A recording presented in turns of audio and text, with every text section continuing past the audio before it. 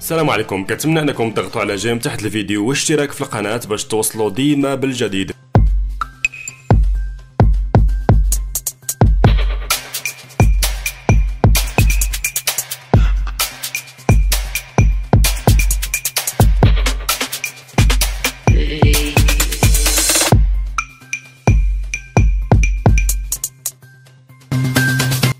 مرحبا بكم مشاهدينا الكرام، سعيدة بلقائكم في هذه النشرة الإخبارية، وهذا أبرز عنوانها: بلاغ من وزارة الأوقاف والشؤون الإسلامية.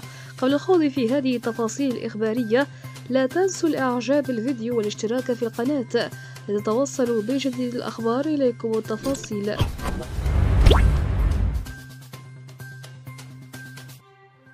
أعلنت وزارة الأوقاف والشؤون الإسلامية أن فاتح شهر ربيع الثاني لعام 1445 هجرية وبعد غد الثلاثاء 17 أكتوبر 2023.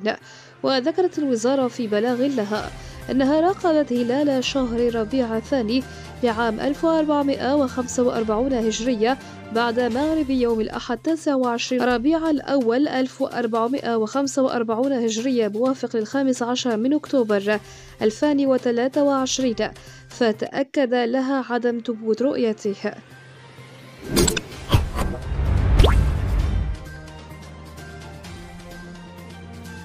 السلام عليكم، كنتمنى انكم تضغطوا على جيم تحت الفيديو واشتراك في القناة باش توصلوا ديما بالجديد.